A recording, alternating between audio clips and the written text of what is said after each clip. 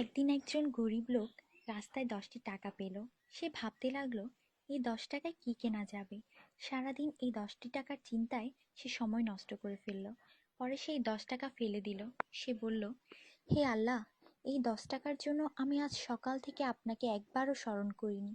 সেই সব লোক আপনাকে কিভাবে স্মরণ করে যাদের লাখ টাকা আছে? আল্লাহ সুদ হারাম করে দিয়েছেন, আমরা ব্যাংক বানিয়েছি। আল্লাহ জীবনকে সীমিত করেছেন, আমরা ঘড়ি বানিয়েছি। আল্লাহ পর্দার হুকুম দিয়েছেন, আমরা টিভি, ডিভিডি, ডিশ দিয়ে বেহায়ামি সর্বসাধারণের জন্য করে দিয়েছি। আল্লাহ বলেন, কোরআনে তোমাদের সফলতা, আমরা অক্সফোর্ডের বইকে সফলতা বানিয়ে নিয়েছি।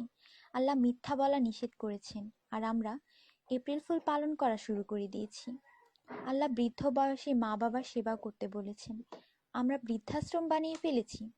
আজ মুসলমান এই জন্য দুশ্চিন্তায় যে যাকে খুশি করার তাকেই তো রাগিয়ে ফেলেছি। দয়া করে সবাইকে ফরওয়ার্ড করুন, কারণ নেকির দাওয়াত দেওয়ায় নেকিকারীর সমান সওয়াব পাওয়া যায়।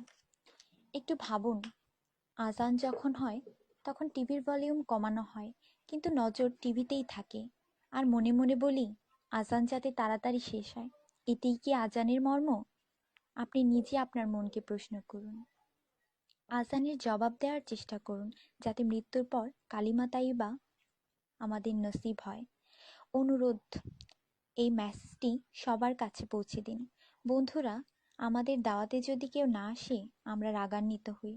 আল্লাহর পক্ষ থেকে আমাদের জন্য প্রতিদিন 5 বার দাওয়াত আসে, আর আমরা নামাজ পড়ি না। তাতে কি আল্লাহ আমাদের উপর রাগান্বিত হন না?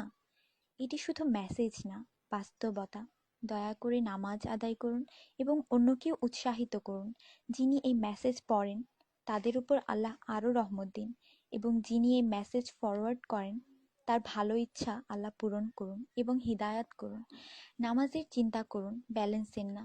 আজান শুনে উঠুন রিংটোনের মতো। কুরআন মনোযোগ দিয়ে পড়ুন, এসএমএস পড়বার মতো। জীবন সবসময় থাকবে না নেটওয়ার্কের মতো। নামাজ ত্যাগ করা মানে আল্লাহকে রাগান্বিত করা। ফজর 6 মিনিট, জোহর 15 মিনিট, আসর 8 মিনিট, মাগরিব 10 মিনিট, এশা 18 মিনিট, মোট 57 মিনিট। 80% লোক এই মেসেজ ফরওয়ার্ড করে না। দয়া করে আপনি করুন। আল্লাহ সবার মঙ্গল করুন। আমিন।